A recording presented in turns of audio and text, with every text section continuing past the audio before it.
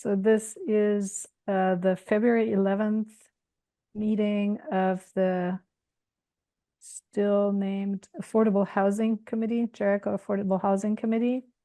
And we have an agenda here that was provided by SJ, who may be able to join us a little bit later.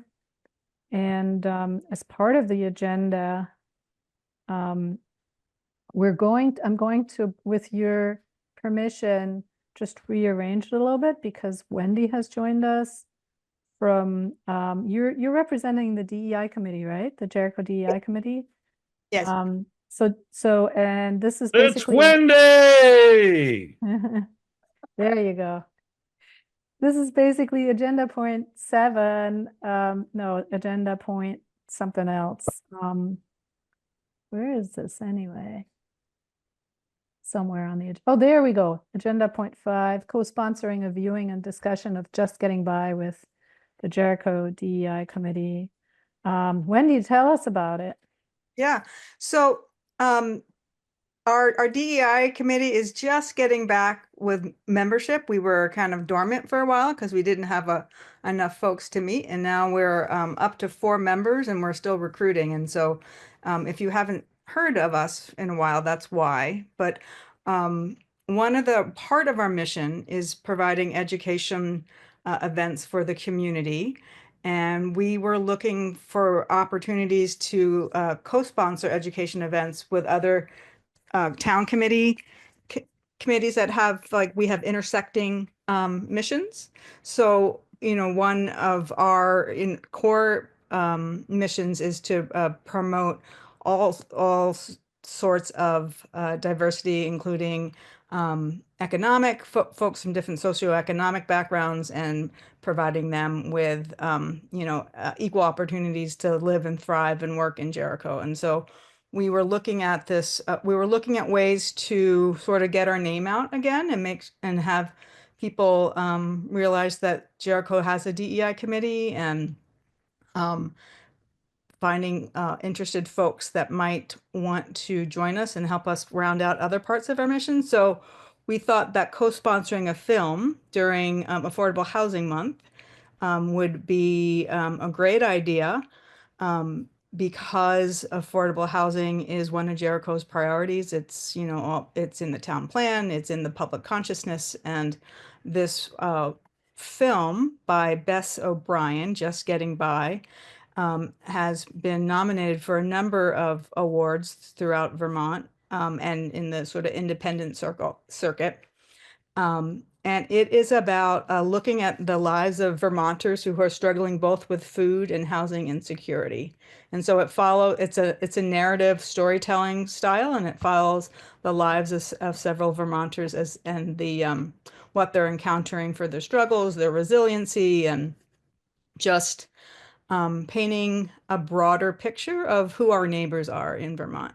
So we would love to co-sponsor this film with the Affordable Housing Committee and also the Jericho Underhill Food Hub Task Force, because part of their mission is reducing food insecurity in our community. And so when I say co-sponsor, the town is going to fund the screening. So it's going to be a screening of the film, and then the filmmaker Bess O'Brien is going to join us after for a Q&A. Well, she'll be there the whole time, but she'll lead a Q&A after the film. And so we would just love to have your presence at the screening and be part of the Q&A, and maybe have someone from your committee speak briefly about, what you saw in the film that resonates with the Affordable Housing Committee mission, and what you're working on. Not too long, because we want to have dialogue amongst the folks that are attending the event, but just to have a presence, help us promote it. We're trying to schedule it for April 14th, so it's kind of right in the middle of the Affordable Housing Month, Awareness Month. What other detail? Oh, we're hoping to have it at the UU Church, Mount Mansfield Barn. What questions can I address? That's my pitch. I mean, it's a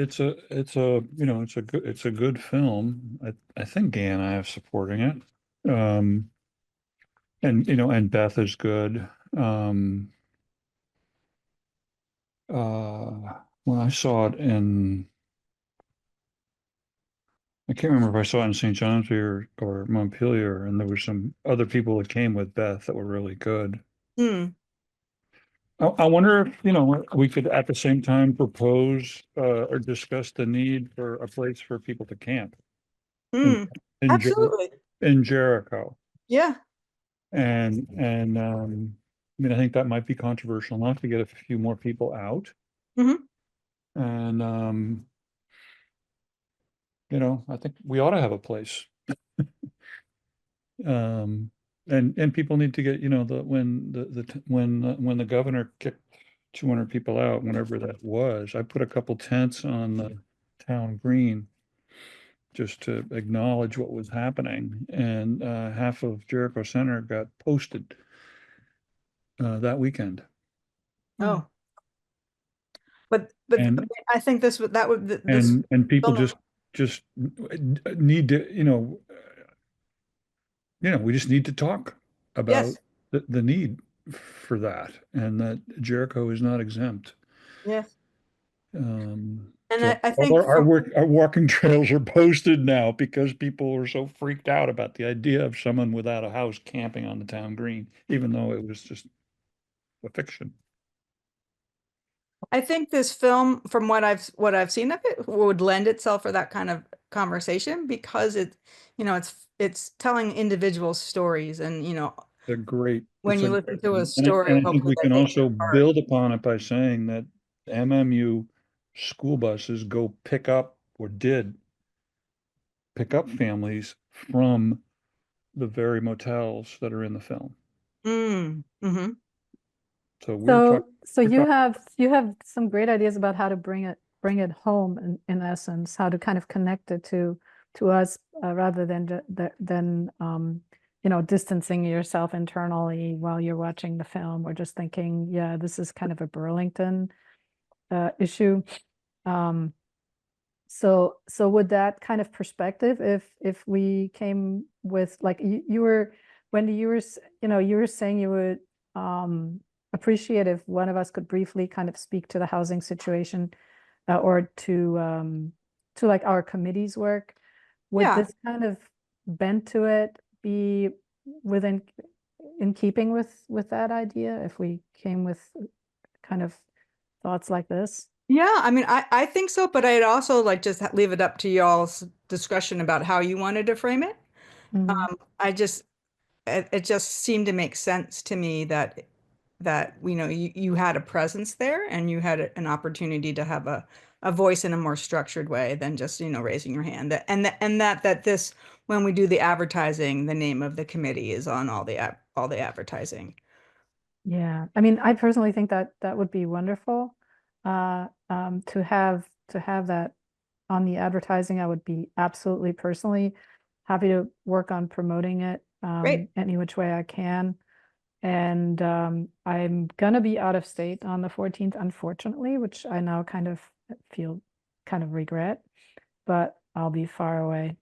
Mm. But I can uh, work on it ahead of time, and then we can see. I mean, Chuck, it sounds like you would be somebody who it's a would. wonderful film. It's really covers like, I don't know, Stacy, I don't know if you've seen it, but it just sort of a day in the life of living in these motels. And you have, a mom with like four children and trying to live in a motel room. And it's just like the domesticity of living, it's like they have like you know, all- how they're organizing their cereal and their meals and how I mean, it's basically a family of four or five living in a motel room and just sort of how they do it and getting ready for school. And then mom goes to work and then comes back and and then there's a couple that has, pretty severe health issues and sort of and follows them. I can't remember what the other families are, but there's or households. There's sort of three or four, 5 households that they follow, and it just normalizes the circumstance and really kind of comes across, and the desperation is really, communicated in a pretty, a pretty even-handed way. Beth does a great job. It just makes great movies. She's the So she's the just one who did the film on yeah, the opiates, and then yes, she did right. one on foster homes. Mm-hmm. Uh, Yeah, yeah. and yeah, she just does a great job. So, I mean, I think there's a consensus among the three of us, Great. right, Stacy? You agree to definitely be part of this as much as we can? Absolutely. And I Yeah. think that it's the three of us and SJ and Eric right now that make up our committee. So Okay. we've already kind of, if the three of us are in favor, then we've already have a vote, I think. Great. That's So- really great. So should I just be in touch with SJ still acting as chair? Is that right? We're She's trying rotating. not to. Okay. But we Chairless. don't really have a chair. Okay. Should I So just email all you? yeah, if you have, or like whoever's email you have, and we'll Okay, just or- discuss it. Yeah, That sounds great. yeah. 'Cause I also think there'd be other opportunities for us to collaborate on other educational events. Oh, You know, definitely. Yeah. there's for this sure. one book group I want to run. Chuck, I'm sure you would appreciate that on snob zoning. And do you know the title of that book? I'm blanking on the rest that comes after the colon. Snob zoning. Yeah. That's the name of a book. Yeah. That's the name of the Jericho Rural Zoning District. Let me get the full title of the book. Oh, it's called Excluded. How NIMBYism and class bias builds the walls we don't see. The author is Richard Kallenberg, Kahlenberg. I haven't read the book yet, but the title is very intriguing. And when I was looking at other things that we might co-sponsor together, that was like, oh, that would be a great book to read. Mhm. Yeah. I mean, That something sounds- we probably sounds like couldn't something do we should as read. committees, but what's the name of the woman who's the activist who's ran for governor? Housing. Anyway, we've been supporting her, and Kay and I are thinking about having a fundraiser. Hmm. Woman whose name is always in the headlines. But yeah, this sounds really good. I'm looking forward to it. Great. Well, So thanks for visiting us. absolutely, thank you for collaborating. I look forward to it. So Wendy, one thing I was going to bring up today at the meeting is, and since SJ is not here, is my continued disappointment by the decision made by the planning commission that the drafts of the zoning changes are considered privileged information and not available to the public, which I think is ridiculous, particularly ridiculous that the housing committee is not able to look at the drafts Yeah. that you're working on. So Yeah. I hope you'll. And Uh, you've talked to Chris Shaheen? the last time I asked was when Chris Flynn was in charge, and When he, Chris- and Chris he and Flynn? Susan made the decision, I believe, that they were privileged information. To revisit it with Chris Shaheen, he might have a different perspective. Right, I think Chris checked with Susan. I mean, it was Oh, pretty, but this was Chris Flynn. it was Chris Flynn who checked with Checked with somebody, Susan? whoever he checked with. Okay. I mean, there's a real sort of sense of secrecy right now in town hall. I submitted a freedom of information request for information on the wastewater study. And what I heard back was that they'd be happy to look for the information, but that I needed to submit a $5,000 retainer. And that they would then subtract the costs of the search from the $5,000 and return the balance. And there's just a sense of secrecy in town hall that is just absurd. Wait, and this is the current wastewater study? The one that the 100% study that was. Right. Didn't ask for the study. What I asked for was, I wanted a copy first of the contract, Oh. which I was able to get. Boy. And Okay. I asked for a copy of the direction that the town gave the engineer with respect to wastewater. Mm-hmm. And they wanted a $5,000 retainer.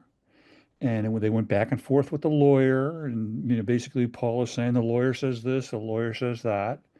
And they wanted a $5,000 retainer before they would complete the Freedom of Information request. And they assured me that they would refund the balance on whatever they didn't need. And also the JCPA is having a really hard time getting a copy of traffic studies that have been done for Jericho Center. There's just a sense of secrecy in the town hall right now. It's just makes no sense. No, it certainly makes things harder to get done by people who are volunteers. Yeah, so I think the drafts of the zoning changes that you guys are just, it's really, there's public comment, but it's really hard to offer public comment on something that you're not allowed to see. You're right. Right, because you can't really read it when it's being projected at the meeting. Right. I'm happy to talk to Susan to figure out why she made that decision. That'd be great. Okay. All right. Okay, if it's all right with you, we'll move on with our agenda. Good to see y'all. Bye. Thanks for coming. Thanks. All right. So as far as the agenda is concerned, we do have some minutes from our last meeting, which was in November. I personally have not looked at them. Have the two of you had a chance to look at them or not? I have not looked at them. No. Okay, then that makes it pretty simple, because then that means we won't vote for them, and we're gonna defer that for an upcoming meeting, is what I would say, if that's okay with you guys. Mhm. All right, then the next couple of items are so the next item on the agenda is check-in on planning 2024 housing report and joint meeting. And this is really SJ's item, so I will just briefly tell you what she said in her email to me, where she kind of summarizes her input. And maybe we can try to get back to it when she's on, if she does manage to join us. But anyway, so this check-in, so the new town planner, which is Chris Shaheen, and SJ are talking about putting a more formal system in place to log permits and certificates of occupancy. So in reference to creating the next housing report. No, okay, later. Okay. So that the relevant housing data is routinely collected and easy to review and report. So that's one thing that she's working on, getting data from the town planner about certificates of occupancy. And then the other thing she's working on is pulling together the MLS numbers from 2024 for that part of the report. So that's her update about the 2024 housing report, which would be done. I think we finished the 2023 housing report kind of in the fall at some point. So this is, just the beginning of the next housing report. Any comments on that? No. All right. Stacy, anything? Okay. Then check in on DRB applications. That was my homework. There have been 2 meetings this year, both of them in January. And both of these DRB meetings have primarily dealt with the parcel on Governor Peck. If you remember, that's been on the docket for quite some time. It was initially approved that that parcel be subdivided into 9 lots sometime in 2022 or 23. And then some deadline expired for the applicants for their next step. So now they had to reapply, and they they applied for the same thing, basically a development of 9 lots on this 132 acre property off Governor Peck. And we submitted comments to the to Chris Flynn and thereby to the DRB from about the project from a affordable housing perspective. And basically the gist of our comments was that if they are applying for a density bonus, then there are 4 or 5 ways to qualify for a density bonus, and one of them is through affordable housing, but they were not looking to do so. They were looking to use a different a point, something about energy efficiency to apply for that density bonus. We had some other comments, including that they should not include restrictive or discriminatory language in the HOA. And I looked for the HOA because the application now mentions that an HOA bylaws were submitted as part of the application, but I could not find the HOA bylaws as part of the application. So this is something that I know Chuck's also going to look into some HOAs, or was going to, and I'm happy to go and ask them to provide the HOA for this application. So that, I think, is something that we could do as far as this DRB application is concerned. Comments? No. This is pretty far down on Governor Peck, right? Towards, It borders, it's pretty far up, actually, toward far Barnes up. Trace, I Okay. think. It does border on one of its sides. It borders Sunset Ridge, so it's not that far down the hill. Okay. It's still on the Jericho side, rather than the Richmond side. And Yeah. it's, yeah. So it looks like, so they initially planned a subdivision, a 9-lot subdivision, and that's what they're applying for right now. And those, when they came to us many years ago, it was like 4 years ago or so, they came to the Affordable Housing Committee and presented their plans, and we encouraged them to include, you know, say multifamily housing, or at least a duplex or 2. And they said, well, we're not the people who are actually going to we're not the developers of the buildings, we're just the sellers of the Subdivision. lots. Yeah. But you know, in their application and in the back and forth with the DRB, they were asked about, you know, what do they envision this is going to look like? Is this going to have any affordable housing in it? And they specifically were asked whether it's going to have any housing for affordability as defined by 80% or less of the mean income. And they clearly said, no, we're not anticipating that. We're anticipating that these are going to be market rate lots. And we think we are still contributing to the housing shortage by putting up 9 market rate lots. And eventually they're going to submit another application, I think, because they're going for a total of 13. So, but this is come and gone, I think, because these were like the preliminary and final reviews all wrapped into one.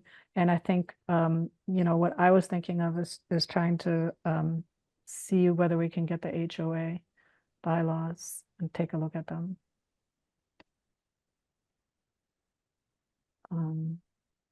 All right, so that was all I While have on for the the DRB. DRB, one of the things, and I don't think I've sent a note to Chris Flynn that was unsatisfactory in terms of a response.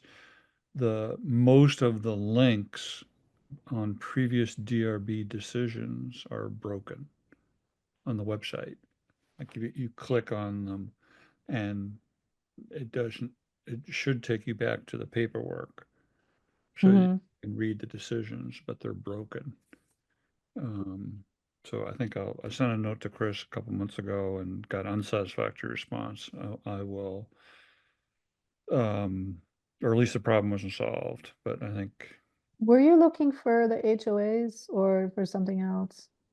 just the decisions. It used to be Okay. you could click on them. I mean, Mhm. the website is just not kept up to date. Like Yeah. if you go and let me see here, boards, committees, town departments. Uh, Yeah, it's difficult to find planning, the applications and to kind of go planning and through zoning. them.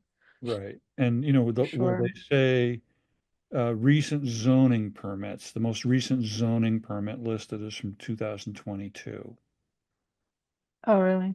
Yeah, so it's just not there's just not, and there probably aren't that many people who look, so there in that respect, I mean, I would, if I was a busy person, I might not keep it up either, but um That kind of goes back a little bit to SJ's first point about the housing report, how she was talking to the town planner about a more formal system to log permits and certificates of occupancy. I don't know whether that's intended to be a more formal public system, but that could, at least that effort could kind of be merged with improving that website, you'd think, yeah, right? just kind of Yeah. keeping, I mean, I think they're looking at the website as a whole is, I mean, uh, it's it's a the website is a great effort, but it's just designed in a kind of a weird way where you have to go, like the department, the commission, and the agenda and the minutes are like in three different places. They're in different places for You know, which sure. Yeah. is- Yeah. Um, but I think, Yeah. it was ahead of its time in terms of the quality of our website and the size of our town. It's just, and I think the logic and the upkeep needs a little attention.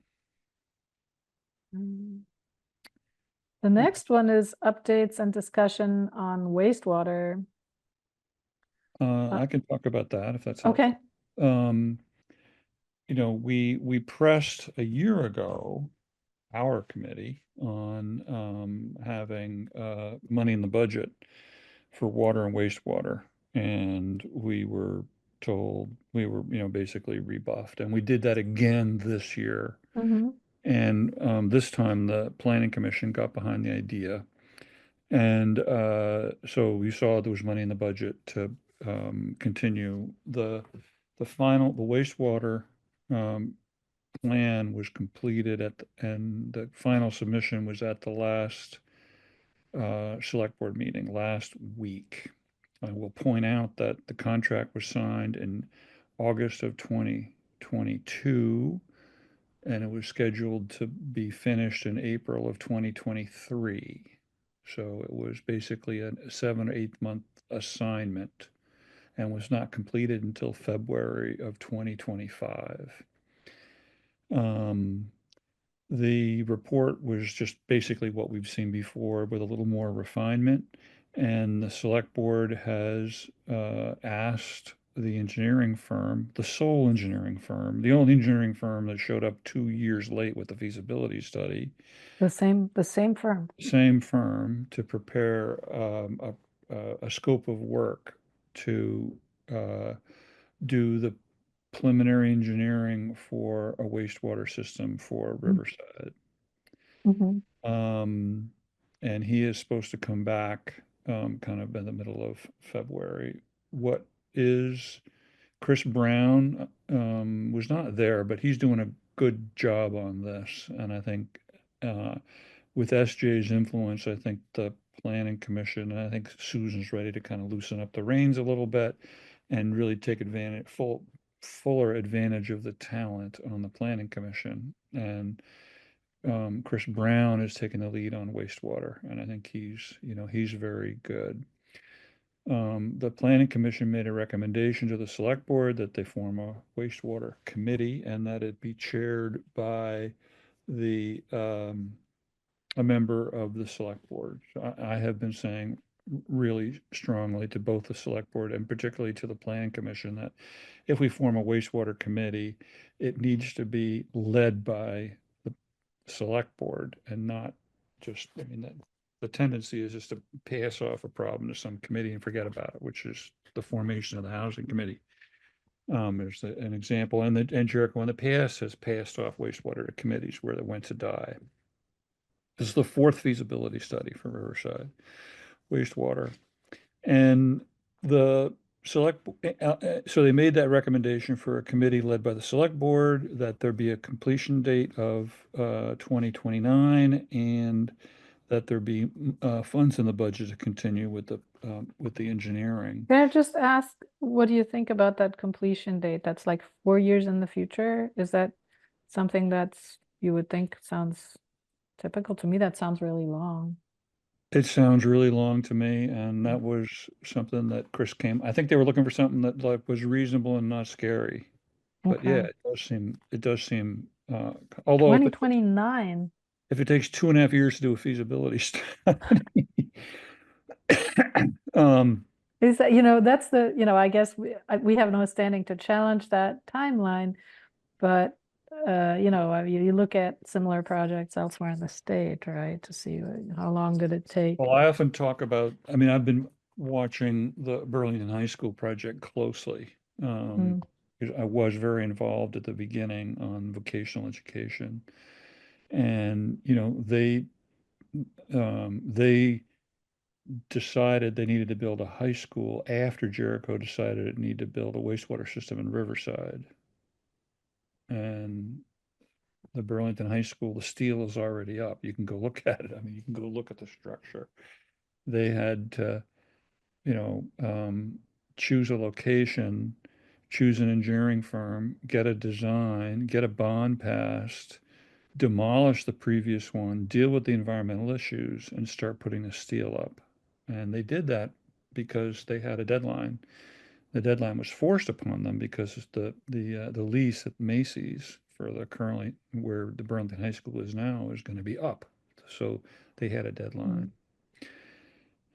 When the engineering firm, I mean, we're only seeing one person, John, but when he came and met with the select board last week, he presented a schedule that had a completion date of 2028.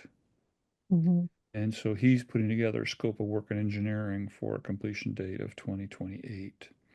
What has not happened is the select board has not told the community. They put money in the budget.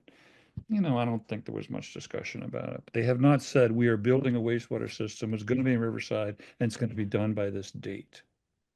I think there's going to be a lot of opposition to a wastewater system. And I think they've been pretty reluctant to sort of make that announcement. I think in certainly my visits as select board, I'm going to be encouraging them. You have to make the announcement. Is this something that the town has to vote on, that all of us get to vote on? The town will need to vote on a bond. Yeah. So it's going to come So the at some point. questions that are not settled are like, what is the governance? Is this going to be its own district? Or is it going to be a municipal system run by the town?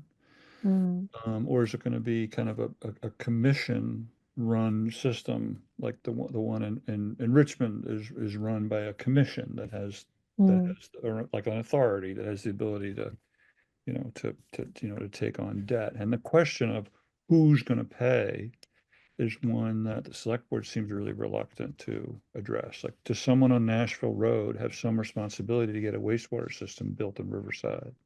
And my position is yes, because the justification for you living with no neighbors in a zoning district designed for many estates is that you're going to build a wastewater system in the village centers. The village centers already subsidize Nashville Road in many, many, many, many ways. And we're not going to subsidize you. We're not going to continue to subsidize you. So from a housing perspective, since from a housing perspective, it's central that this gets done at some point. Otherwise, none of these housing goals are ever going to be approached. Not Um, not the not the way way we're doing it, not not the the way the well, Regional Planning Commission right, is doing it either. This is like, just not gonna happen. right. So I think with that in mind, it's good that they haven't answered all the questions ahead of time, that they haven't said, okay, first we have to figure out who's gonna pay. Because otherwise, it would, it's good that they're starting, I think in parallel, that they're getting the engineer, that they're getting the deadline, that they're starting to think about, the actual implementation, and then run that in parallel. Yes, they do have to run it in, they do have to get input from the town, but if you wait for that, then that would push it out even further, right? Well, you can say that's not how they got the town garage done.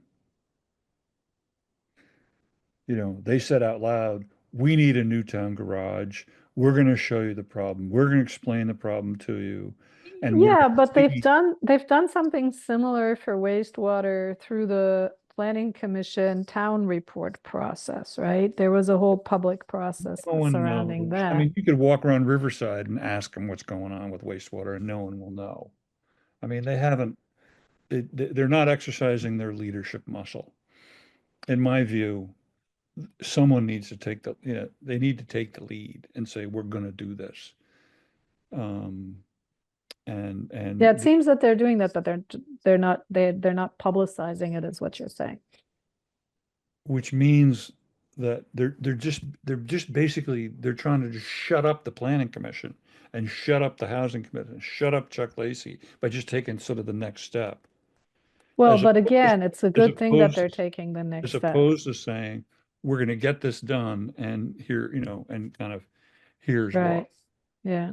I mean, someone needs to be, this is their town plan and, they need to, someone needs to be going, they need to meet with the Lions Club, they need to meet with the schools, they just need to be going around and just saying, that's what it's gonna take to get this done.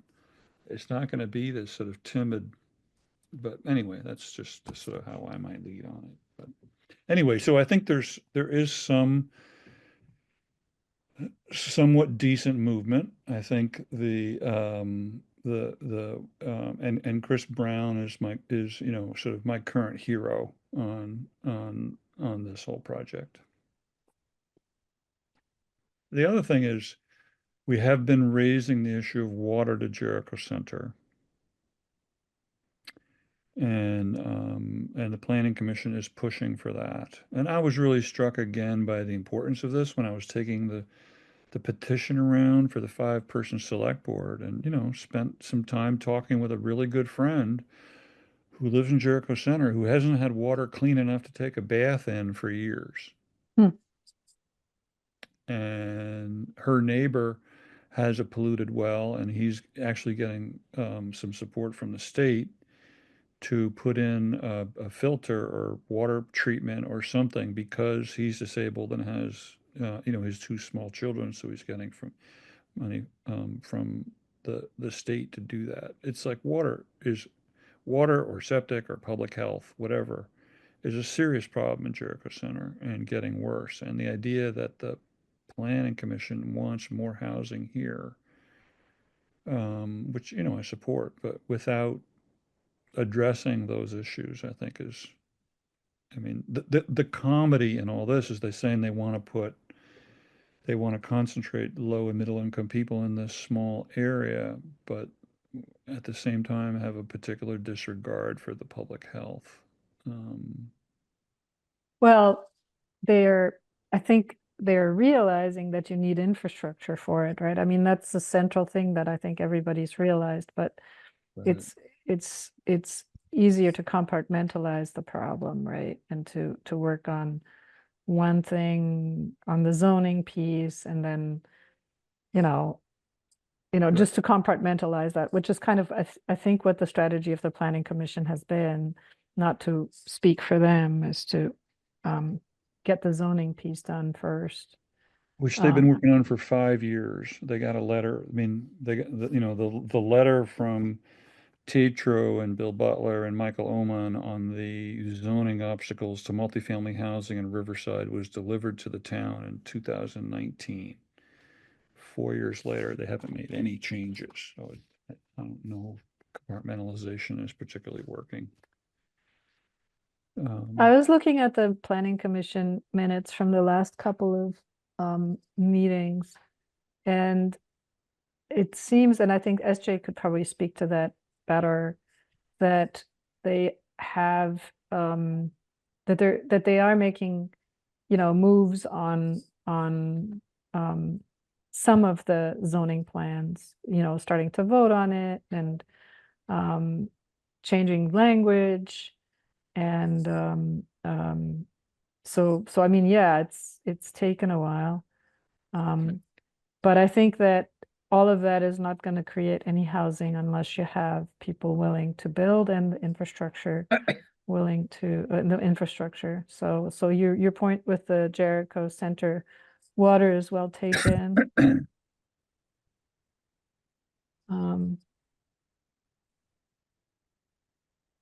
So what can we as a committee do to push that forward, apart from Chuck Lacey's quest that you pursue relentlessly on your own? I think we need to relentlessly be going to the meetings. Well, yeah, I mean, the two things the select board needs to do, in my view, is they have not committed, they have not said, we're gonna do this.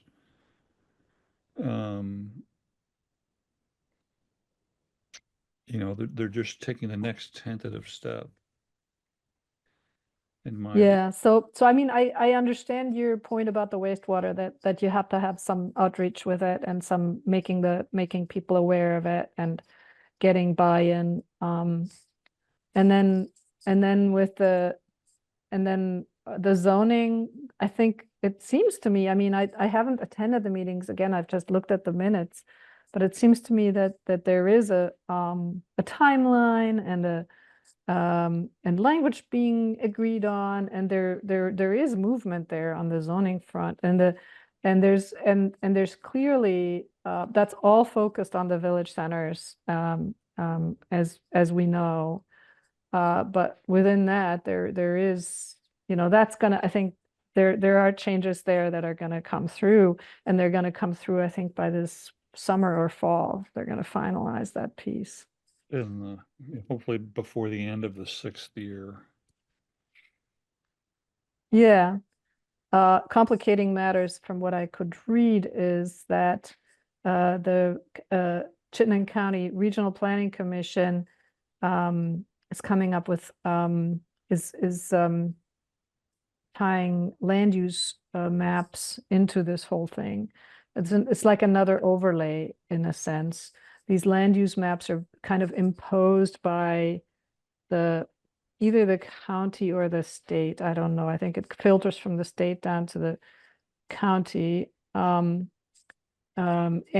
they kind of define where it's rural and where it's not rural. And on that map that they had in one of those minutes, Jericho looks almost entirely rural, and really just tiny little swatches of the center and the Five Corners and Riverside, the ones we know, only those get to be even remotely not rural, and they're designated as villages, not as suburban, not as urban, just as villages. So I think they're reflecting back what they've heard from us. I mean, it just seems like Jericho, we've talked about expanding the village centers before. I mean, the town, what Catherine and the others will never say is that they say, well, 80%, we want 80% of the development in the areas designated for development. What they forget is, and they recite the state and the regional planning, what they don't recite the next part of that paragraph, which is that the development area should be 15% of the area. So it's 80% of the housing should go in 15% of the area. Jericho, the village centers represent 7%, and at least 2% of it's wetlands and, unbuildable. And most of the rest is already been built out with 1 acre zoning or half-acre zoning. And we need to expand the village center. So I think your point about, the regional planning, I think is really important. We need to make sure that the village centers are expanded. I think there's a hearing, I have to look it up, but I think there's a hearing coming up on the 18th about this within the Planning Commission. The Jericho or the regional? The Jericho, but I think it involves the Chittenden County Regional Planning Commission representative. Let me see. That was in their minutes from their last. Oh, this is the DRB. Jay knows this Kate McCarthy, I think, who we've corresponded with about going to the focus group, and she thinks very highly of her.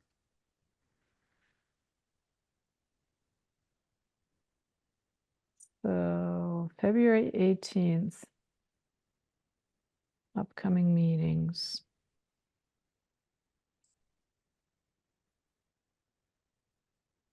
I gotta find the agenda.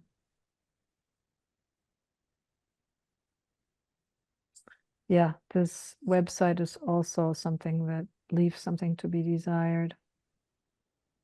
The agenda isn't there yet. So that would be a Jericho meeting. What day of the week is that? It's a Jericho meeting, yeah. It's a Tuesday. Oh, so it's next Tuesday. It's next Tuesday. There are minutes. I looked at all of this today.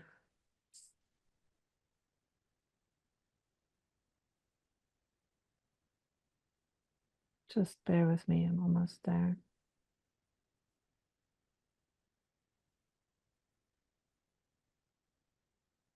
Future land use map was driven by the state legislature, and all the future land use maps will need to use the same terminology. And then Chris Shaheen said the CCRPC is taking that list and will apply it to the current land use map. And they're also checking with the local planning commissions and select boards for feedback. Right. So so this is a really good point, is we need to be pushing for an expanded village centers. I mean, this is the people down on Old Pump Road. Yeah, and so the opportunity here is on February 12th, we will have our working group meeting with the CCRPC, and then they will come back and present to the Planning Commission on February 18th with a preview of that information. What was February 12th? So February 12th, there's a working group that from the Planning Commission, like a subgroup, that's going to talk to CCRPC. And then on February 18th, the CCRPC comes to the Planning Commission and previews the information, presents to the Planning Commission with a preview of what they want to do, how this land use map is going to look. So that would be the opportunity, is the 18th, because then on the 20th, 2 days later, they're going to go to the select board with the same information, the CCRPC. So the CCRCP is going to the Planning Commission on February 18th and to the select board on February 20th. Yeah, it doesn't sound like they're looking for much input. And they say that they're going to talk, and no, it's going to be a public hearing. The February 18th one is going to be a public hearing, and it's also going to deal with residential density as well. So this is all from the minutes from the Planning Commission, The public the most hearing, I recent believe, minute. the public hearing on the 18th, where they're going to address the problem of the current zoning, which requires twice as much land for a triplex as for a duplex. Yes, but they apparently are fixing some of that, at least Right, in so the the hearing is on the change. public hearing, the Is on the residential They're density. changing the zoning to address the problem. Okay, yeah. The triplexes require twice as So much. is that at the same meeting as the RPC, but it's not the same thing, is what you're saying? That is my speculation, yes. Yeah, you may very well be right. Yeah. Okay, but anyway, if I have the chance, I'll try to attend that meeting. February 18th. Definitely go. I think I might just show up on the 12th too. That's tomorrow. That's tomorrow. The 18th is a Tuesday, But the 12th is tomorrow. and I have a meeting at 7, unfortunately. I may be able to log in at 8. Hmm. Yeah, tomorrow is a working group meeting, though. I don't Yeah. know that you can show up to that easily. Sure. All right. So then the next thing, I think we're going to move on here. So that was wastewater. We've gone a little beyond wastewater, but it's all related. Yeah. The next point on the agenda is the HOAs, the discussion of Jericho HOAs. I think that's something that Chuck, that you were going to pursue. Is that Yeah, right? really, I have gone to the town records and figured out how to do it. Oh, yeah. So basically, the HOAs are included in the deeds, and it's online. And once you sit there and develop some momentum, it's possible. It's possible to do. The town charges like $1 or $1.50 to make copies per page. So I would like to use some of our budget for that. Sure. But I would What like budget? the housing committee budget. Do we have one? I think we have $500 a year. Oh, we do? If not, Oh, but I would like to do it with the as a housing committee project. mm-hmm. I think makes it a little easier for everybody to. Question, the deeds are only generated once once the whole deal is completed, right? There's a certificate of occupancy and everything. That's all, like, that's basically, once it's all done, you get the deed, from what I recall from my own experience, right? Well, you get the deed if it depends on well, you get a deed whenever the property ownership is conveyed. Right. When you So basically an owner of something, then you get the deed. then you get the deed, right? Mm-hmm. And the deed, specifies the boundary and any easements and any restrictions and all that stuff. And the HOA is considered so the assumption that I would make is look up, one property in each development. Yeah. And Can you do this? Can you do this? Because apparently, I mean, when the DRB application is filed, it's also part of that. And Yeah. I've been looking, and I haven't on the DRB website, I haven't found it, at least in the application that I've looked at, which was this Governor Peck one. And they say there is one, and I can't find it in the application. I wonder if there is a place to find it. Maybe I'll just ask the I tried to DRB. find them by clicking on past DRB decisions just to get the most recent one. Right. Did you 'Cause- find some? No, that's where the links are broken. Oh, okay. Um, I think I'll just ask the DRB, yes, because it would make sense to review them ahead of time too, right? yes. Yeah, I think the town is kind of limited over what it can say. But it can certainly, I think some of the ones that are currently in place, I think people would have been shamed to change them if they had known. Mm. I think certainly the Mulemans on Plains Road, maybe the Bugbees on Orr Road, the recent developments. I don't know if the Hendies would have changed theirs. Uh, Like because of like, do you have examples of what they would have changed? What's I offensive in think we there? would have said, we would have, there's requirements in there that the homes there would never be additional apartments or multifamily housing. I think those are kind of the big ones. I mean, if people don't want to see laundry or allow chickens, I don't know whether the town, seems like, people ought to be able to have a contract among themselves to ban chickens, but, we have made a little progress with the select board, who they were asked by the people on Blackberry, whatever it is, that development with the enormous duplexes off of Black walnut or Black something? Walnut, there you go. Mm.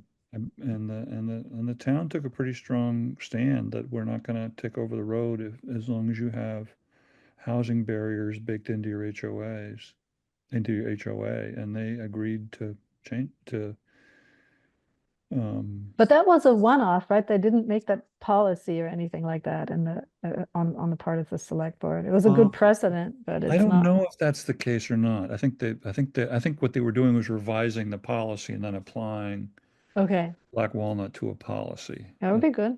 Yeah, Yeah. I think they did that. I was kind of surprised. Because it represented a confrontation, which they're reluctant on. And, and, ended up speaking with one of the leaders from Black Walnut, and they seemed, pretty reasonable about that.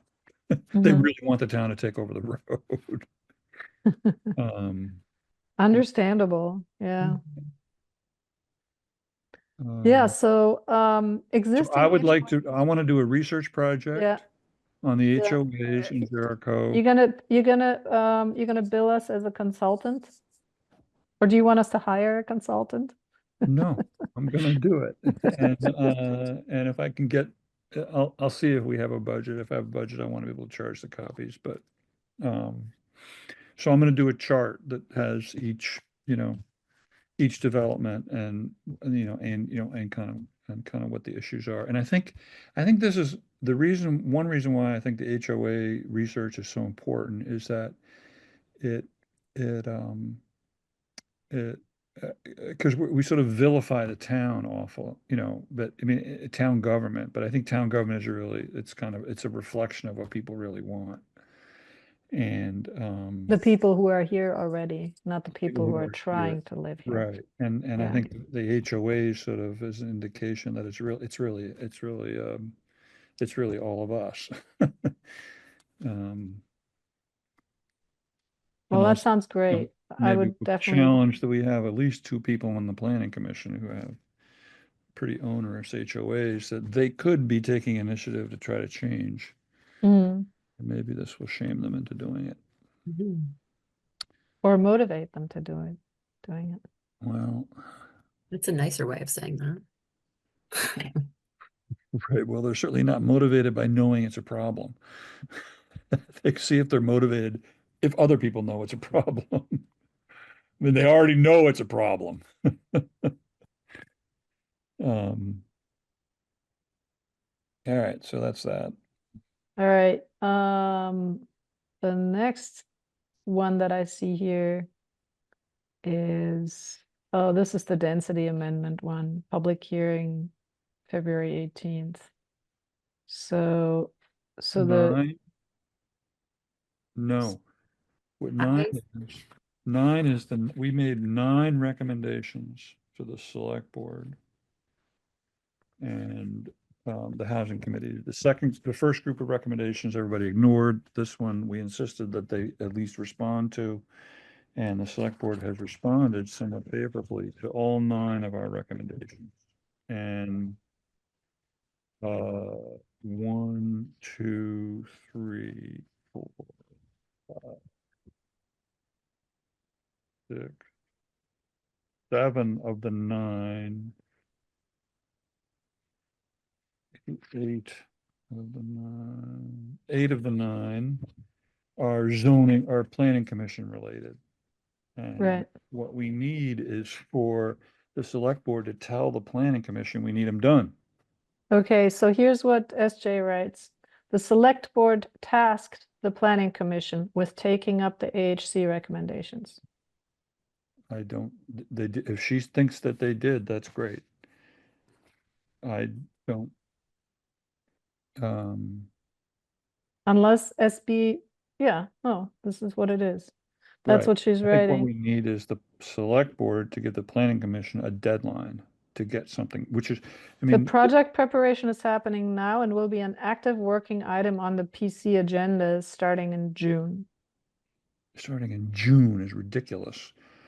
And we need the planning commission, we need the select board to get on the planning commission's case.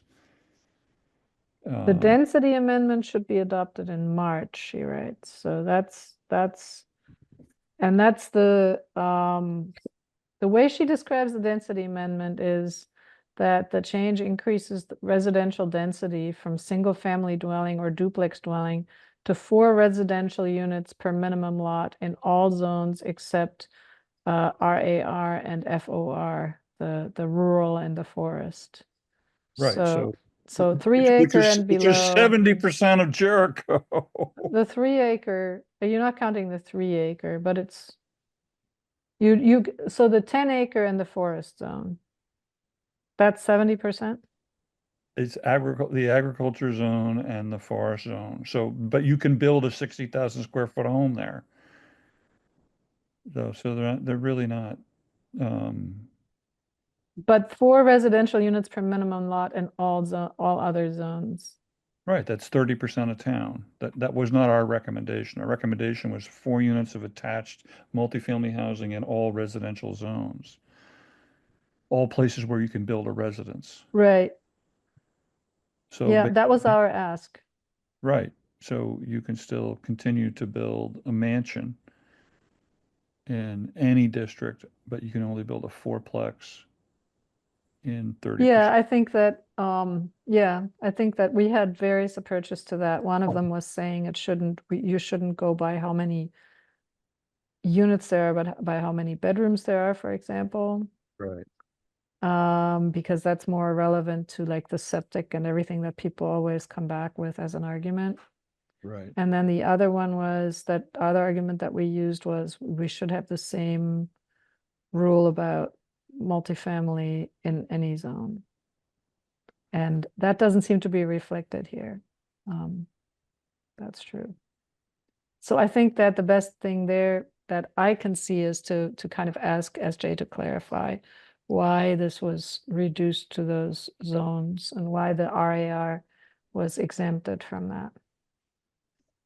It's From their because change. they're not afraid of unintended consequences. So basically, as a town, we are terrified of unintended consequences that might benefit lower income people. And we have no problem with unintended consequences for rules that favor wealthy people. And that's pretty much what Susan said. Yeah, I just want to kind of have them like their answer to why the RAR was exempted from this. Because they're not going to phrase it like that. So I want to know Well, why that's what they. she said. It's unintended. She's afraid of unintended consequences. That's what she said. Okay. Do you know what she means by that? By unintended consequences? Like if you have like a 4-unit place in the rural agricultural district, what are the unintended consequences? I don't know. The house might be more energy efficient. They might have children. They might have children. That's it. No, I don't know. I mean, people like us might not live there. oh, I know. It's something about property values, probably, right? Property values. It's all the things that Susan worries about. No, she doesn't worry, but Susan doesn't worry. Susan, Oh, yeah? I wouldn't specifically. Wait till we like- make a zoning change that affects her, and we'll find out. I think that she's not in the RAR, and plus, I don't really want to Yes, get she is. ad hominem here. She is in the 10-acre zone. She's in the 10-acre zone. She also, I don't see, listen, we're in a public meeting and I don't really feel like getting that ad hominem. all right, I don't know that that's justified either. So what I would like to do is just basically bring it back to SJ because she's our planning commission liaison and ask why the RAR was exempted. What the justification is and you know, as a housing committee, we don't really see the reason for that. And I don't see any reasoning here. Maybe I missed something. Okay. Yep. All right. Okay. Yeah, and then the next order, the next thing point on the order on the agenda is you know, what do we do with our committee moving forward in terms of getting new members, reappointments, committee scope and structure? Who will chair meetings? Who will take minutes? Should we just rotate that? Until we have an appointed chair and appointed clerk. So this is just the logistics that SJ was suggesting that we talk about. And I think the logistics aren't that hard. I mean, who will chair and who will take minutes? We can, you know, she suggests that we rotate it. Does that sound reasonable? I think yes. I think the real issue is that we don't have a sponsor that with a clear expectation. Yeah, and that's so the logistics aren't that hard, right? We can do something like rotate it. But what about the scope and the scope of the committee and the like who we actually didn't we wrote something about that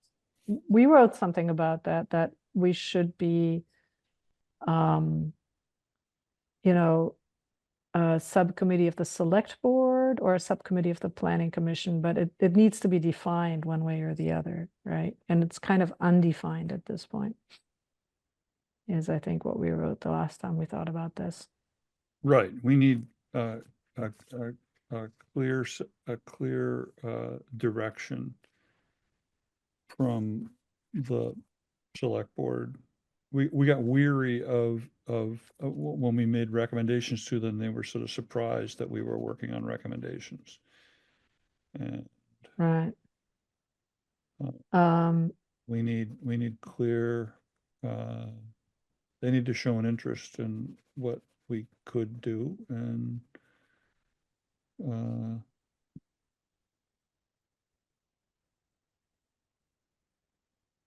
so I'm trying to pull up what we said because it's in the minutes conveniently that I did not read.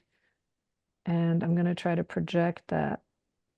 I thought it was well worded in the letter that we sent to the select board, which might have been the report.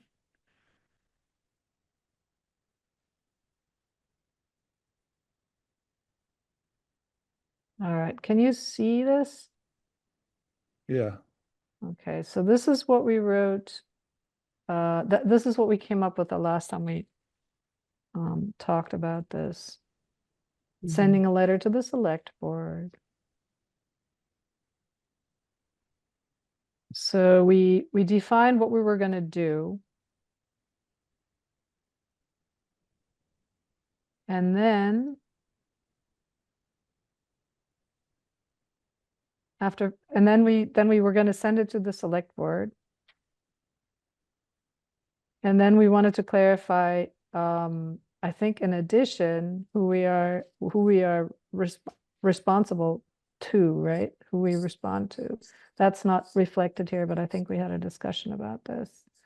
I remember in one of the select board meetings that I watched, this was discussed. And I don't know if you were there, Chuck, you might have been there as well. Yes. And what they basically took from this was that this was an account of what we had done, and they were very pleased with what we had done and what we were planning to do going forward. They didn't take this so much as a question to them, you know, as to where we as a committee should go forward, because maybe that wasn't really clearly in that letter. Yeah, rereading it, it wasn't it's not as clear as my recollection of the letter, which was different, which is that we were just saying, hey, what do you want us to work on?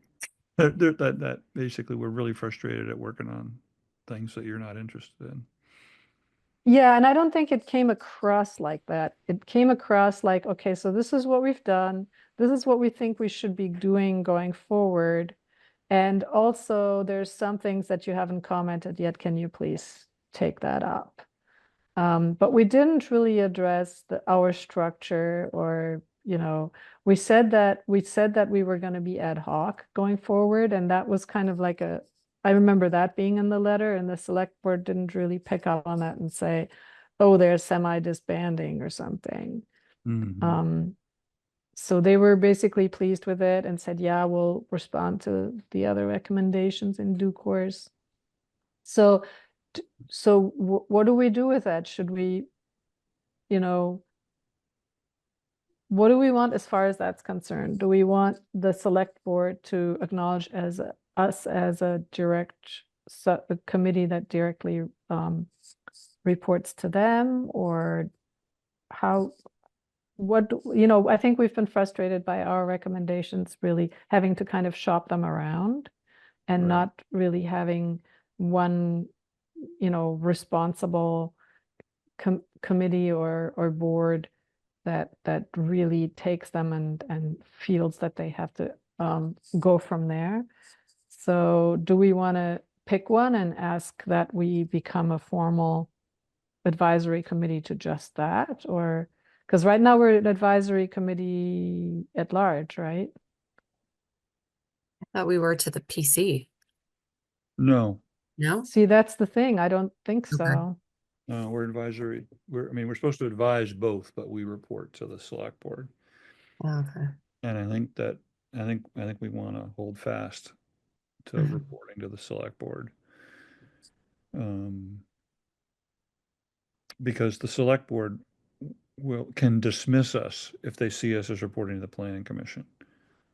I mean, I think the only way, I think the planning commission hears us, but I think the only way the select board will really acknowledge us. I mean, my inclination would be to say, I kind of like where we are right now, and that when a compelling project emerges, that we jump on it and then recruit members to achieve that objective.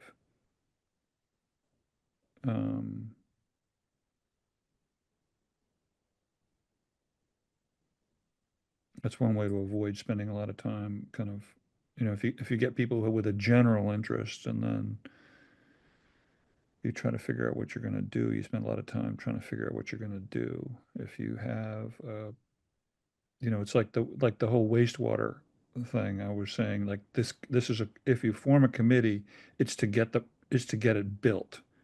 It's not to look at feasibility. Like Yeah. that if So if we do it like that, if we take, like, for example, if we have a project that we take on, like the HOA bylaws research, we present that to the select board, right? Or we just basically don't ask them to define where we're supposed to send it. We just decide ourselves where we're going to send it, right? right. And in this case, we would probably send it to the select board, right? I think that may be one where we communicate I would communicate to the public, and just say, hey, or maybe send it to people who are in the HOAs. I mean, the only way that's going to change is if, I've talked to people, good, well-meaning people who are interested in the Mhm. housing issue about the HOA that they have signed and that they're living under. And, just, it feels insurmountable. in terms of one person, raising the issue. But if we were to publish Mhm. the HOAs by development, then there may be more people within each development with an appetite for change, and they may Yeah. see I it as, think that makes sense, and I think that's not like that's something that I think we could and should do. I do think as an advisory committee, we would have to basically run that through the select board. Basically present whatever results we have to the select board and then say with, unless they object, we have a plan for communicating that to the public. Mhm. But I'm not sure that within our structure, that we are meant to just go directly to the public. Well, I think Do you our think I'm charter, being too rule bound about that? I think our charter reads differently. Okay, But my memory yeah, on, you may be right, because the charter had something to do with advising the public or communicating. Let me see. Let me go back to our charter here. Other things out without checking around. I don't know if that's just a different level of information, but it's still public, if we're talking about HOAs in a neighborhood. It's definitely, yeah, I think if you can look it up, it's public information, right? Let me see, Affordable Housing Committee. Collect relevant data to inform decision-making by the Planning Commission and Select Board. Fundraised, we haven't fundraised much. Serve an advisory capacity to the town regulatory bodies. For example, Select Board and DRB. Work with local, state, and regional entities. Educate the public there you go. on the affordable housing needs and opportunities in Jericho. So one opportunity. And advocate for affordable housing on the local and state level. I think we got it. I think you're right. We Yeah. can educate and we can advocate. And if we can educate the public about affordable housing needs and opportunities, then we can also educate them about things that stand in the way of those opportunities, which would be the HOA thing. Okay. So I think that's true. I still think we could present, whatever results of whatever projects we're working on to the whatever board we want to present it to. Yeah. But we can also present it to the public. Yeah. I've lost the rest of my Zoom screen. I'm just going to stop sharing. Yeah. And, I think they're going to be surprised at how much of the designated growth areas are compromised by these. So a quarter of the houses. By the HOAs? Yeah, a quarter of the houses in Jericho Center are not allowed to add apartments. And if you look at Jericho Center, there's really it's like every piece of land is occupied. I mean, that's sort of what you're talking about. And a quarter of them have HOAs that prevent apartments and multifamily housing. Yeah, that's a good statistic to put right at the top. Most of our biggest development. Happy to help you with that HOA thing if you need somebody to pour over. We some can of the just sit things. together in a town hall. You just put in an address and it comes up and there it is. And then you read through and figure out the relevant pages. Put it I in guess a what would be spreadsheet. helpful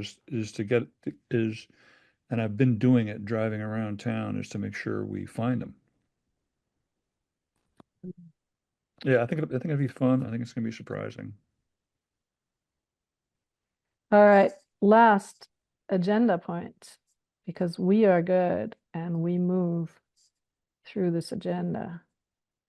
Liaisons and other business. So SJ reports she's on the PC subcommittee working with the Chittenden County Regional Planning Commission to make recommendations for their future land use map. So she can probably explain this whole thing about the future land use map better too. It is abbreviated FLUM, Future Land Use Map. FLUM, FLUM, will essentially define state-recognized designations for potential growth that are linked to community investment. So that sounds like they're just going to point to the village areas and they're going to say, okay, these are your areas of potential growth. But we can see whether that's really what they're doing.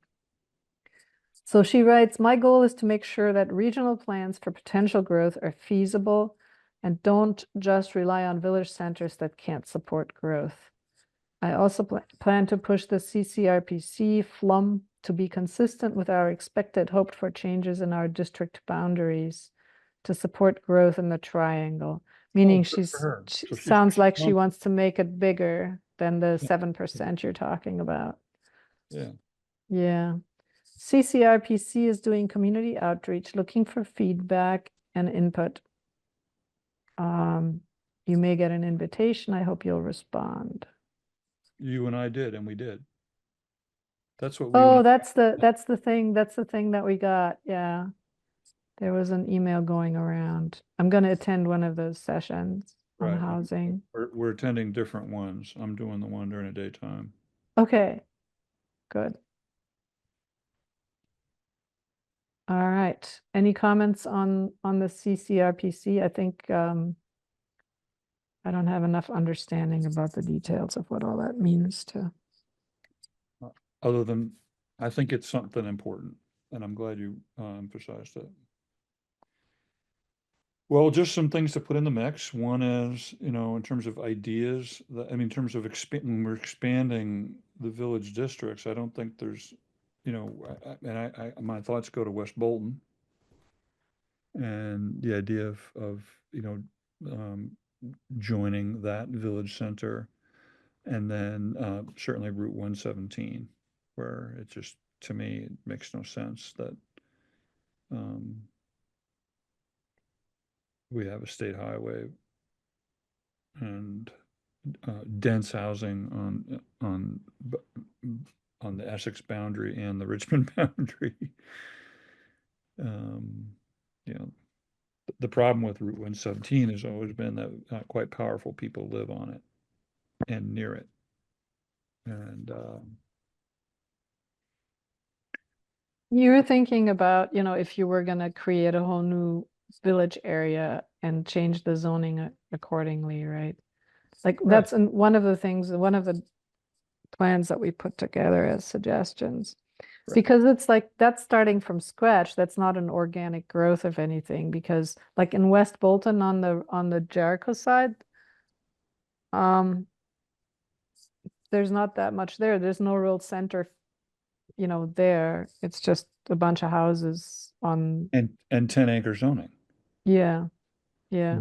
Next So to. there's no, like, even on the West Bolton side, you've got residential areas. You don't really have a, there's no store there. There's no school. There's no church. There's no post office. There's no nothing there on the West Bolton side either.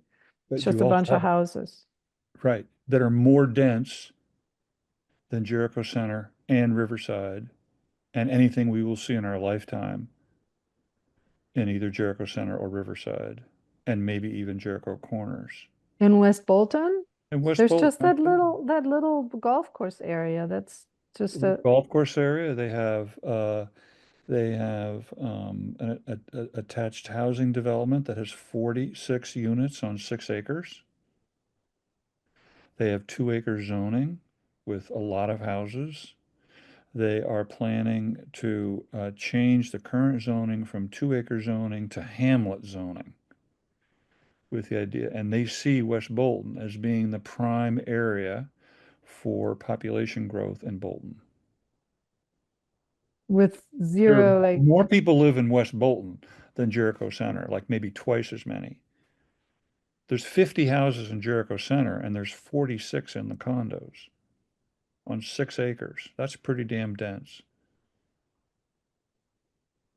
There's denser population there than anywhere else. And there's not going to be a store in Jericho Center, I'll tell you. Well, anyway, So, to me, like when I think about a village center, and maybe that's just my, to me, dense housing alone, or like something like, what's it called? Where SJ lives. Over there by Foothills. Raceway, Foothills, right? To me, that's not a village, right? That's just a bedroom community. That's just like suburbia. That's just a bunch of houses that are just sitting there. That's not a village. To me, a village is something that has mixed use Did you areas. get to know West Bolton? I think they would really be upset if you described them as not a village. And I don't think you can really look at Jericho Center and assume that there will always be a store here or that there will always be a library here. We really can't support either one right now. What are the stores in Jericho Corners? It's a concentration of, Jericho and Corners it, has a town hall, and it has a restaurant, and it has a gift shop, and it has the schools. Jericho Corners has a bunch of stuff that makes it more than just a bunch of okay, you were describing bedrooms. stores, but Jericho, West Jericho Bolton, Center certainly West used to be Bolton one. has, you know, you should go to a funeral in West Bolton sometime and come back and see it and tell me it's not a community. I don't think you'll be able to. It's really it's a special community and a special place. Okay, so you say that they come together in other ways rather than having like More Building. so than any village in any part of Jericho. okay. And there's denser, and all of the reasons that people put forward are, I mean, the people, I mean, the idea that, okay, there is a store, it's really sort of an aesthetic thing. I mean, No, it's something that it's a place to meet, right? It's a There's churches, yeah. school, yeah, I understand food, that, but like the that kind of people, stuff. the people, It's you not go, just the you, postcard. you go to the store as much as I do. I Okay, go to the store almost every day. I just go right. down in Richmond. Okay, you probably go to the Jericho Center store more than I do, or your kids work there. Okay, They used to, yeah. you have your relationship with that store is not much different from mine. I go to that store, I use the store the same way you do. I stop there on the way out and I stop there on the way back. Yeah, so when I think about I where don't I walk live, to is I live near Jericho Center. So that's kind of my village that I, you know, to me that's just like, I don't know, maybe it's because of how I grew up, but to me that's like you have a little kernel, like you crystallize around something. And these bedroom communities like the Foothills, they're not that to me. But if you put a that's store in just West Bolton, the store in Jericho Center would die, or it would take it would take another blow. I right. Yeah. uh, No, when I was thinking about the expansion of village or district village center, I was thinking more of enlarging the footprint, so to speak, of what's already there, right, that triangle idea. we should do that. Yeah. But I mean, what we decided in 1791, the 3 best places that people should live, and that's going to be that's going to be our millennium plan. No, we didn't decide that. It grew that way, and it grew that way for reasons that have to do with the way the roads go and the way the railway went and the way the hills are and the mountains are, and that's what makes villages form. Well, except that No decision. the except that's really not how Jericho grew, or most of Vermont. It was, I mean, the way the land was given out. I mean, we had 16 school districts and 15 schools at one point. I mean, we were really, really spread out. The village centers are, the way we think of them we have created them in the last 50 years in terms of the actual density relative to the rural area. And I think that You don't think they have an organic historical background, those three areas? not the way that, certainly not in terms of population. There was 1,800 people in Jericho in 1830, and there was 20 houses in Jericho Center. Riverside hadn't really started yet. What happened was in southern New England, the towns were populated from the church out. Yeah, that's kind of what I mean. Right, but Vermont was not built that way. We had grants distributed by, competing grants, New Hampshire and New York, where people got pieces of land spread all over and were not tied to a village center. And if you look at a map, there's a couple maps from Jericho from the 19th century, before and after the Civil War. We were remarkably spread out. The village centers were tiny. That happened, that happened kind of later, and happened to a great extent. Interesting. Okay. And what happened was when during the white flight era, when Vermont was being repopulated, and we felt the need to have planning. I mean, the first Jericho Planning Commission decided that the three main problems were mobile homes, cheap housing, and small lots. They hired a consultant from southern New England. And these planners from southern New England, which is where planning was more established, they brought their history and laid it on here. So we had a consultant from Connecticut who had a house in Stowe, who wrote the first Jericho town plan. He also wrote the town plan for Shelburne and one other town, I can't remember, it might have been Charlotte. And these planners from southern New England, have you read Jan Alber's Back to the Land?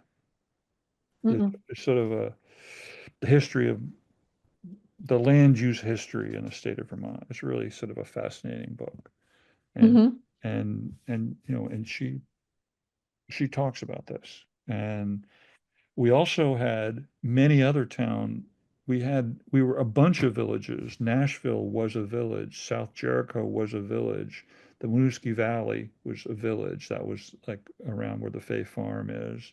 South Jericho, you can imagine where it is. Nashville was out on Nashville Road. We had a bunch of villages. We had 15 schools around Jericho. We were spread out, and we are, when you say organic growth, you're saying we are going to deny organic growth by deciding where the clusters of housing should be. Like somehow,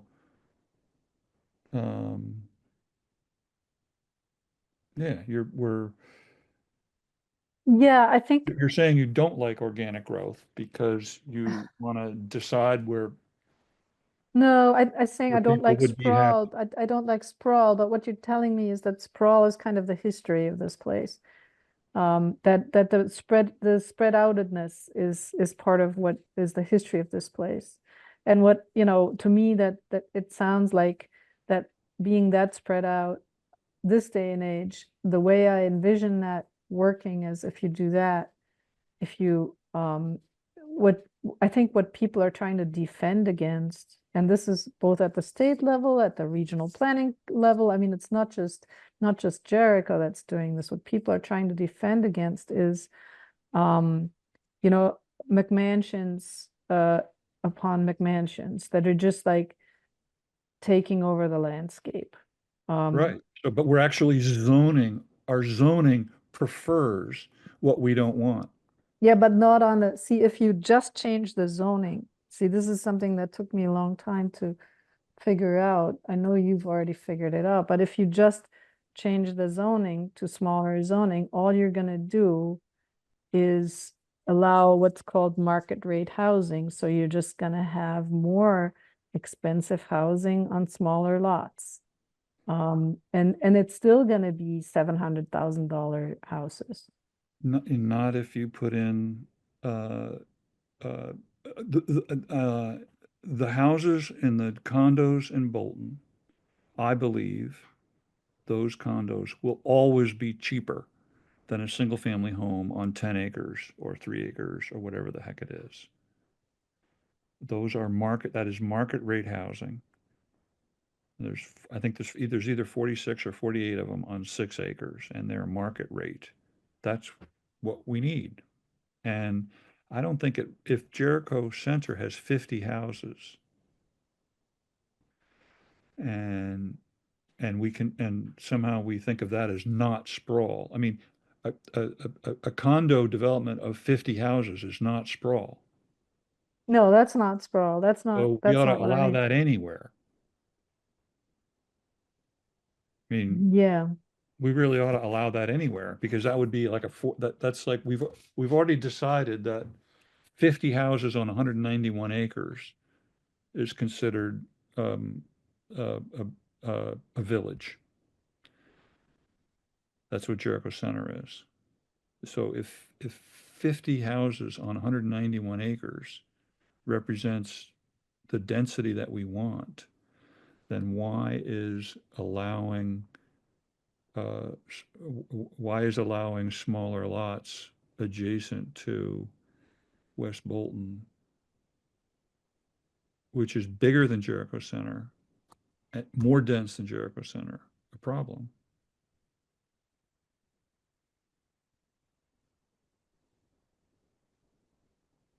yeah, I mean, I hear you. I think that there's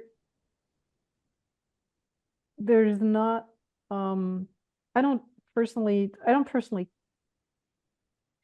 feel strongly either way. I think that, I think that the, the fact that affordable housing these days means that you can't buy an acre and build a house. That's never going to be affordable. That's not an affordable way to buy. Yeah, right. You agree with that, right? So that's a premise. A single family house on a 1 acre lot is not going to count, is not going to be an affordable house. Right. I don't think it should be outlawed. I mean, if you're going to allow a single family home on 10 acres, I think But if you want to facilitate affordable housing, it's got to be something else. Yes. It's got to be, and that's where this whole idea about putting it into the so-called centers comes from, because then you can have infrastructure there like wastewater and water, which supposedly makes it easier to build higher density housing, right? Because if you want to build a really high density housing complex, you're gonna need that infrastructure. And that is where that whole idea is coming from, to centralize it. Right, you can build it yourself and you won't need 2.5 years to do a feasibility study. The condos in Bolton have their own water and sewer. You know, we didn't pick Jericho Center and Riverside and Jericho Corners based on their septic capacity. Hmm. You know, there's places out there. I mean, I go back, I know my examples are over and over again, but on Plains Road, where there's a development on about 12 acres, it has 40 bedrooms. Right now, it's under construction, 40 bedrooms on about 12 acres. Why are an apartment building illegal there? Yeah. I mean, that's goes back to the beds versus units argument, right? And we as a committee said that it's not fair to discriminate between, things just because of the units if you're not going to do it based on bedrooms. So you're gonna tell me that the 40-bedroom development is like 2 houses or something, right? 2 or 3 houses, The rather 40 than an It's eight, apartment. it's 8 5-bedroom houses. Yeah. It's worse than I thought. Pardon? It's worse than I thought. I was guessing 10. Yeah, that's what the permit is. I don't know. I mean, I think they're selling off lots, so the permit is for 5 It's bed. like the Governor Peck project that I I don't mentioned know if they're earlier. actually building 5. Yeah. And they also each have their own septic system. The Right. same is true on Morgan Road right now. Right. I went and I looked at those. Yeah. And then the plan for the Governor Peck one that I was talking about that went through the DRB is the same thing. It's nine lots. And for single family housing, and it's going to be the same thing. So anyway, we're going in circles. We've been here before. One more thing before we leave that I just want to bring up is I felt a little bit unmoored and disconnected for a while, and I think it's because I'd work better if I have a closer schedule. Like there was nothing going on for a few months, and housing just kind of, there's enough other stuff I have in my life that took a back seat. So long story short, what do you think our meeting schedule should be? I mean, this was more or less SJ finally saying, hey, let's meet. I don't know if there was any particular schedule behind it, whether it was quarterly or just ad hoc. What do you think we should be doing? I think this one was based on the idea that we were moving towards quarterly, but I don't know if that makes sense or not, depending on, I think there was we were going to send that letter to the select board with, hey, we don't really know what we're doing, but maybe this, and like, are you guys on board? And then maybe decide after that. And so I think that's where we are now, is just what do we think now? And I guess not much has changed. So I guess quarterly was kind of some kind of thing that we got to in terms of what we might want to do going forward.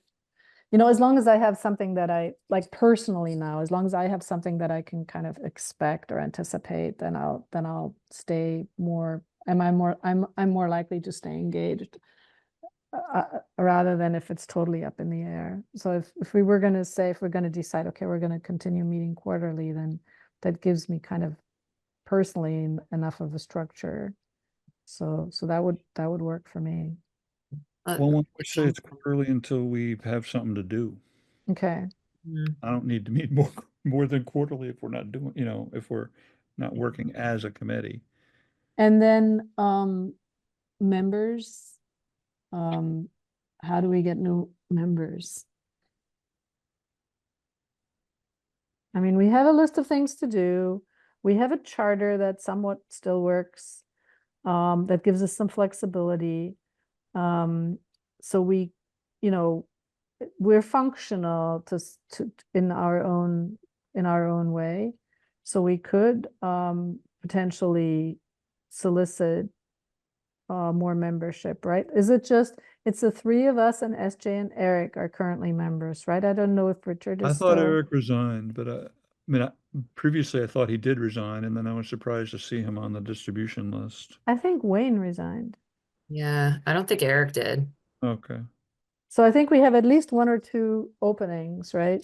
Yeah, I think we have 2 according to what we had before. And SJ said she had some people that were interested. Okay. So my impression was that part of tonight was going to be potentially meeting some new people that were interested and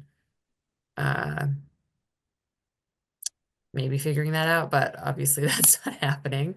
So I don't know if we just get back to her and see if we want to, or, like Chuck said before, like, do we want to stay small unless we have projects that we need members for?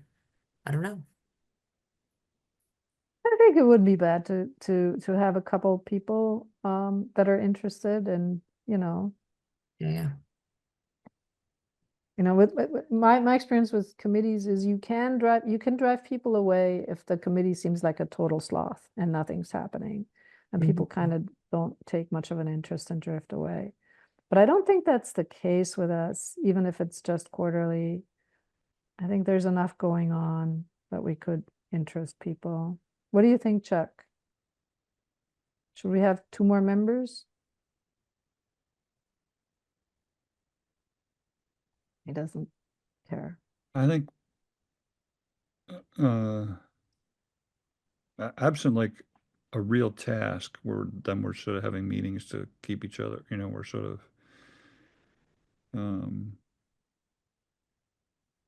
Okay, so you I wouldn't guess I really prioritize don't, that I right really, now. right now, I don't need the committee to be engaged on the work.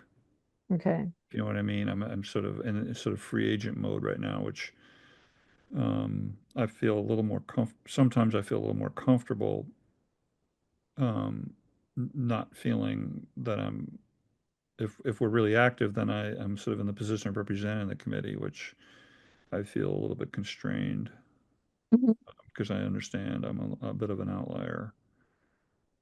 Um, Okay, I I hear think what you're saying. if we had a really clear, like, this is something we got to get done, and it might be something like, and the direction we could go in is, you know, I'm thinking about the Economic Development Committee, um, is one thing. We could do like a real campaign on ADUs and, you know, like we could put a forum together where we have, you know, someone who knows about permitting, an architect, an excavator, a wastewater person, a water person, and maybe a realtor and a banker, all like talking about, so, you know, so you want to do an ADU, like having a session or a series of seminars or something, a course. Um, you know, like if we had So, something like yeah. really tangible that we were like if we were you know, we were going to recruit to. I also think that one or more of us will end up being recruited to the wastewater committee, which will be, you know, we could be thinking of ourselves as sort of, okay, we are a group of people who kind of stay informed and we're like a staffing agency, and then we jump into various things, um, you know, when we're needed. Yeah, I think that's kind of along the lines of something that SJ had in mind initially when she was looking at That's the future kind of of what's this. happening, except, yeah, to some extent that's happening. I still do think it makes sense to get together every quarter, otherwise, you know, Absolutely. Yeah, yeah. I'm fine quarterly. I'm fine yeah. quarterly. And then we go to monthly, or we go to weekly when we have something that needs doing. You know, this idea that you have about the ADUs. So from all my, I do a lot of curricular development and participate in a lot of like nationally and locally in this kind of stuff. Yeah. And what I found that really works rather than a one-time webinar or in-person meeting is developing you know, you were saying developing a course, and you can do that basically with, you know, a series of online presentations that you can even put together as a course. Mhm. So that people who are then interested, because if you were to do that now, if you were to have something great with all these people that you mentioned in a month in the town hall or whatever, there would be maybe 4 people coming. Right.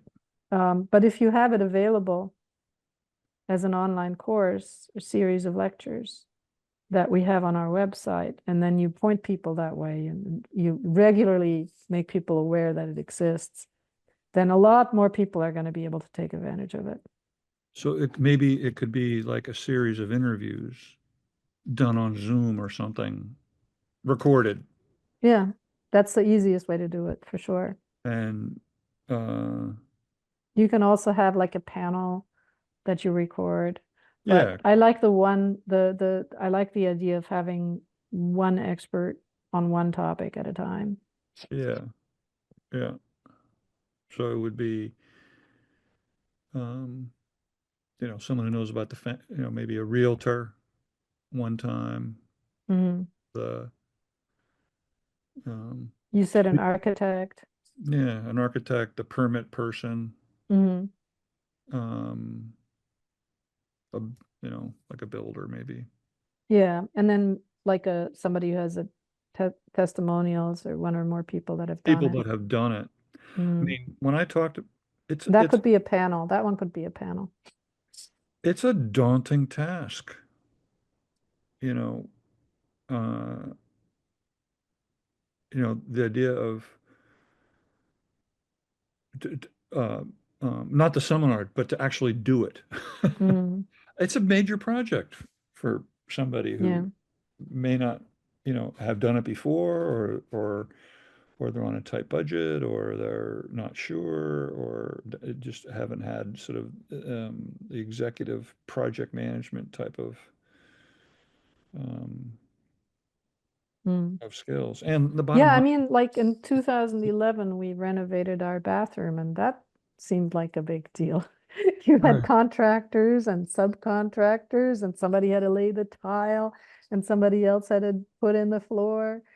Yeah, and that was just a bathroom. So yeah, I mean, I can imagine ADU would be and overwhelming. financially, it's very, I think, extreme, very unlikely it'll ever be worth it for somebody in terms of an investment. So Mm. the money part is really important, that they understand. All right. Stacy, I hope you took some notes. I did. Great. Many notes. Yeah. I forgot to ask. Mhm. All right. I think I'm gonna ask to whether you all are okay with adjourning because it's 8:57.